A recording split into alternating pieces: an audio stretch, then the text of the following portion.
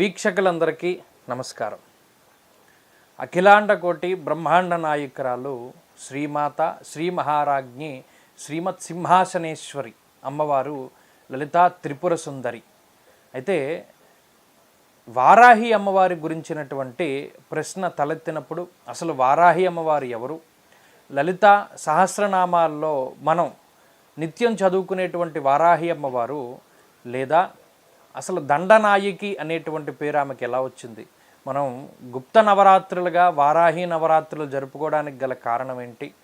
లేదా అసలు వారాహి అమ్మవారి యొక్క ఆవిర్భావము, వారాహి అమ్మవారిని ఏ విధంగా ఆరాధన చెయ్యాలి, వారాహి అమ్మవారిని అందరూ కొలవచ్చా, వారాహి అమ్మవారిని ఉపాసన చేసేటువంటి మార్గాలు ఏమిటి?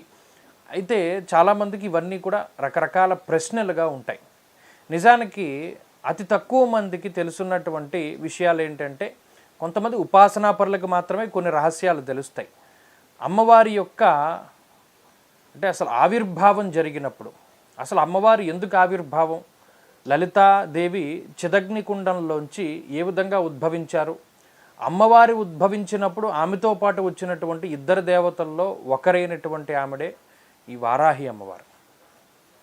అమ్మవారు నామాల్లో మనం చదువుకుంటాం. ఇచ్ఛాశక్తి, జ్ఞానశక్తి, క్రియాశక్తికి సంబంధించినటువంటి నామాలు కూడా వస్తూ ఉంటాయి. అమ్మవారు ఇచ్ఛాశక్తి రూపం. అయితే అమ్మవారు ఎవరు? సాక్షాత్ పరమేశ్వరుని యొక్క శక్తి ఒక రూపాన్ని ధరిస్తే అమ్మవారు. శక్తి అలాగే ఈ పురుషుడు ఇద్దరు వేరు కాదు. ఆ పురుషుల్లో ఉండేటువంటి శక్తి రూపమే అమ్మవారు. అందువల్ల సూర్యుడు, సూర్యకిరణాలు ఏ విధంగా అభేదమో అమ్మవారు పరమేశ్వరుడు ఆ విధంగానే అభేదం. అయితే దేవతలకు వచ్చినటువంటి కష్టం టూకీగా, ఎందుకంటే లలితోపాఖ్యానం చదివినటువంటి ప్రతి ఒక్కరికి ఈ విషయాల గురించి తెలుస్తాయి. బ్రహ్మాండ పురాణంలో అగస్త్యుడు హయగ్రీవునికి సంబంధించినటువంటి సంవాదంలో, బ్రహ్మాండ పురాణంలో ఉండేటువంటి ఈ లలితోపాఖ్యానం అనేటువంటి దాన్ని చదివిన వారికి లలితా సహస్రనామాలకి సంబంధించినటువంటివన్నీ కూడా తెలుస్తూ ఉంటాయి. అయితే అది చదవనటువంటి వారికి కొన్ని విషయాలు తెలియవు. చాలామంది అందరూ ఆరాధన చేస్తున్నారు కదా, మనము చేద్దాం అనేటువంటి ధోరణితోటి ఈ గుప్త నవరాత్రులను ఎక్కువగా ఆచరిస్తూ ఉంటారు. నిజానికి ఇవి గుప్త నవరాత్రులుగా ఎందుకు చెప్పబడి ఉన్నాయి అంటే, అవి గోప్యంగా ఉంచబడ్డాయి. ఆ ఆరాధనా ప్రక్రియలు అందరూ చేసేటువంటివి కాదు, కేవలం ఉపాసనాపరులు మాత్రమే చేసేటువంటివి కాబట్టి అవి గుప్తంగా ఉంచబడ్డాయి. కానీ ఇప్పుడు చాలామంది ఏం చేస్తున్నారు, ఈ యూట్యూబుల్లో ఏదైనా ఒక అమ్మవారికి సంబంధించిన వచ్చినప్పుడు కలశం పెట్టేయడం, అమ్మవారికి సంబంధించినటువంటి స్తోత్రం చదివేయడం, షోడశోపచారాలతో పూజ చేయడం, నైవేద్యాలు పెట్టడం, మరి దాంట్లో విశ్లేషణ. ఈ 9 రోజుల్లో 9 రకాల ప్రసాదాలు వచ్చేస్తాయి, 9 రకాలైనటువంటి ప్రక్రియలు వచ్చేస్తాయి. ఇవన్నీ కొంత కల్పితమైనవి ఉన్నాయి, కొంత అవగాహన రాహిత్యంతో చేసేటువంటివి కూడా ఉన్నాయి.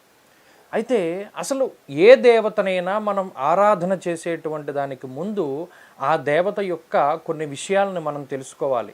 అసలు ఆ దేవతా స్వరూపం ఏంటి, అంటే అమ్మవారు ఎలా ఉంటారు చూడ్డానికి, అలాగే తత్వం ఏంటి. తత్వము అనడానికి మనం వచ్చినప్పుడు అమ్మవారి చేతుల్లో కొన్ని ఆయుధాలు ధరించి ఉంటారు, లేదా కొంతమంది దేవతా స్వరూపులు అభయ వరదముద్రని కలిగి ఉంటారు. లలితాదేవి అభయముద్రని వరదముద్రని కలిగి ఉండరు అమ్మవారు. అమ్మవారు చెరకు విల్లుని, పూల బాణాలని, అలాగే పాశాన్ని, అంకుశాన్ని ధరించి ఉంటారు. చతుర్బాహు సమన్విత. అమ్మవారి యొక్క తత్వాన్ని ఆవిష్కృతం చేసేటప్పుడు అసలు అమ్మవారి యొక్క స్వరూపం, ఆమె ఉద్భవించడానికి గల కారణం, ఆమె యొక్క తత్వాన్ని అర్థం చేసుకుని మనం దేవతను ఆరాధన చేస్తే దానివల్ల మనకి ఏమైనా ప్రతిఫలం ఉంటుంది.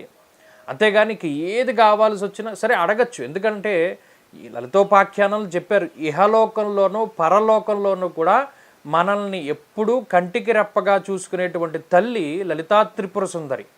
స్వాహ స్వధా మతిర్మేధ అని చెప్పి మనం చదువుతాం. స్వాహాకారాలు ఎక్కడొస్తాయి? యజ్ఞయాగాది క్రతువుల్లో వస్తాయి దేవతలకి. అంటే మన ఇంద్రియాలే దేవతలు అన్నారు. ఆ ఇంద్రియాల్లో ఉండేటువంటి దేవతలు సంతోషంగా ఉన్నప్పుడే మనం ఇహలోకంలో ఆనందంగా ఉంటాం. దేవతలకి మనం హవిస్సులను ఇస్తేనే వారు సకాలంలో పంటలు లేదా వర్షాలు ఇవన్నీ కూడా కురిపిస్తారు. స్వాహాకారాలు. మరి స్వధాకారం పితృదేవతలకి మనకు సంబంధించినటువంటి కార్యాల్లో వస్తూ ఉంటాయి.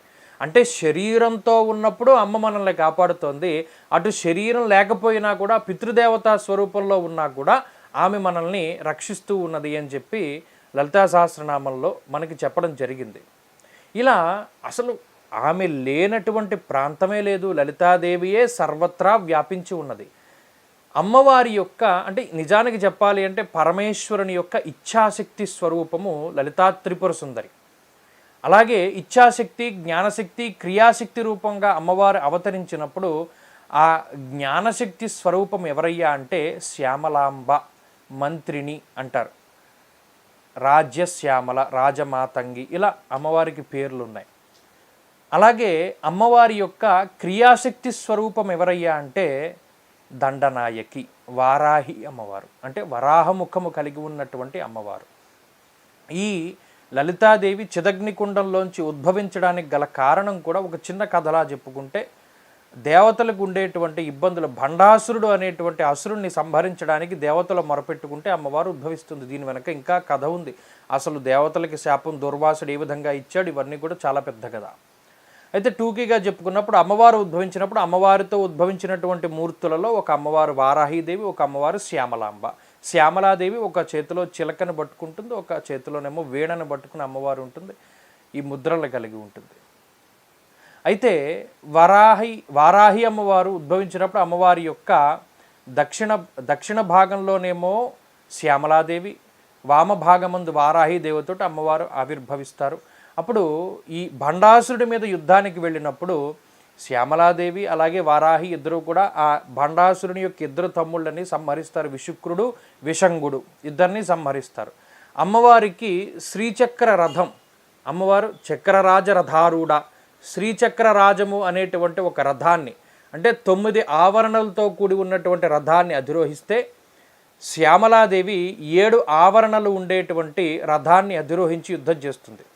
అలాగే వారాహి అమ్మవారు 5 ఆవరణల రథంతో యుద్ధం చేస్తుంది. శ్యామలాదేవి యొక్క రథం పేరు గేయ చక్ర రథారూఢ మంత్రిని పరిసేవిత, గేయ చక్రము. అమ్మవారు వారాహి అమ్మవారిది కిరిచక్ర రథారూఢ మంత్రిని పరిసేవిత, కిరిచక్ర రథారూఢ దండనాథ పురస్కృత అంటారు. ఈ వారాహి అమ్మవారిది కిరిచక్రము, అలాగే శ్యామలాదేవిదేమో గేయ చక్రము. ఇదేమో 7 ఆవరణలు 5 ఆవరణలుగా ఉంటుంది. అంటే ఇవన్నీ ఏమిటి, అర్చన చేసేటప్పుడు లేదా మనం ఉపాసన చేసేటప్పుడు అమ్మవారిని నవావరణ అర్చన చేస్తాం. ఈ శ్యామలాదేవిని 7 ఆవరణలు, ఈ అమ్మవారిని 5 ఆవరణలుగా అర్చన చేస్తే ఇవన్నీ కూడా ఉపాసనలో ఉండేటువంటి రహస్యాలు. మనం గుప్త నవరాత్రులు చేయాల్సి వచ్చినప్పుడు మనం అర్చన చేయవచ్చు, తప్పులేదు. అంటే ఇప్పుడు వారాహి అమ్మవారిని మనం ఆరాధన చేయాలనుకోండి, అమ్మవారి యొక్క 12 నామ స్తోత్రాన్నో లేదా వారాహి అష్టోత్తరాన్నో లేదా వారాహి అమ్మవారి యొక్క స్తోత్రాన్నో పారాయణ చేయవచ్చు, తప్పులేదు. కానీ ఉపాసనా పద్ధతుల్లోకి గురువు యొక్క అనుజ్ఞ లేనిదే, ఒక గురుముఖత మనం ఉపాసన తీసుకోలేనిదే ముందుకు వెళ్ళకూడదు. ఒక గురువు ఫలానా మంత్రాన్ని మనకి ఇచ్చినప్పుడు మాత్రమే ఆ మంత్రాన్ని మనం ఉపాసన చేయాలి. కానీ గురువు యొక్క అనుజ్ఞ లేనిదే, గురువు యొక్క ఆశీర్వాదం లేనిదే అమ్మవారి యొక్క మంత్రాన్ని ఉపాసన చెయ్యకూడదు. అది తప్పు. ఆమెకి సంబంధించినటువంటి అవి బీజాక్షరాలనైనా మనం పఠించకూడదు, అది నిషిద్ధము. కాబట్టి ఇక్కడ మనం గుర్తుపెట్టుకోవాల్సింది ఏంటి అంటే, అమ్మవారు ఆవిర్భవించినప్పుడు అమ్మవారితో ఆవిర్భవించినటువంటి మూర్తులు అటు వారాహీదేవి, ఇటు శ్యామలాదేవి. అందుకనే శ్యామలా నవరాత్రుల్లో వస్తాయి, ఆశ్వేజ మాసంలో శరన్నవరాత్రుల్లో వస్తాయి, అటు గుప్త నవరాత్రుల్లో వస్తాయి, వసంత నవరాత్రులు కూడా వస్తాయి. అయితే ఇందులో ఏ దేవతను మనం ఆరాధన చేస్తున్నామో ఆ దేవతకి సంబంధించినటువంటి స్వరూపాన్ని దృష్టిలో పెట్టుకోవాలి. వారాహి అమ్మవారు ఉద్భవించినప్పుడు ఆమె ఒక చేతిలో నాగల్ని పట్టుకున్నది, ఒక చేతిలో రోకల్ని పట్టుకున్నది. అమ్మవారు చాలా క్రూరమైనటువంటి రూపంలో ఉంటుంది. కొన్ని వేల సంఖ్యలో వారాహి అమ్మవారి యొక్క సేనలు ఆమె రూపంలోనే ఉంటాయి. అందువల్ల ఎక్కువగా చేసేటప్పుడు అమ్మవారి యొక్క స్తోత్ర పారాయణ చేసినట్టయితే భూమికి సంబంధించినటువంటి ఇబ్బందులు తొలగిపోవడమనో లేదా రకరకాలైనటువంటి దోషాలు తొలగిపోవడమనో. ఎందుకంటే అమ్మ యొక్క కరుణ అపారమైనటువంటి కరుణ. వారాహి అమ్మవారి యొక్క ఈ 5 ఆవరణల యొక్క రథంలోనే మరల లఘువారాహి అనేటువంటి అమ్మవారు కూడా. ఈ లఘువారాహి అంటే శీఘ్రంగా ఫలితాన్ని ఇచ్చేటువంటిది. అయితే ఇవన్నీ కూడా ఎవరైనా ఒక గురువు మనకి ఇవ్వాలి. ఒక మంత్రం, ఆఖరికి అది గాయత్రీ మంత్రమైనా సరే, ఒక గురువు యొక్క ముఖత మనం నేర్చుకుంటే ఆ నేర్చుకున్నది జపం చేస్తే ఆ జపం చేయడానికి కూడా మళ్ళీ అంగన్యాస కరన్యాసాలతోటి ఏ విధంగా అయితే ఆ మంత్రాన్ని మనం అనుష్ఠించాలో అలా అనుష్ఠిస్తేనే ఆ మంత్రం సిద్ధిస్తుంది. లేని పక్షంలో కొన్ని రకాలైనటువంటి సమస్యలు వస్తాయి. కాబట్టి వారాహి అమ్మవారిని ప్రార్థించండి, ఆరాధించండి, తప్పులేదు. కానీ ఉపాసనా మార్గాల్లోకి వెళ్ళేటప్పుడు మాత్రం మనకి తెలిస్తేనే వెళ్ళండి, అంతే కదా.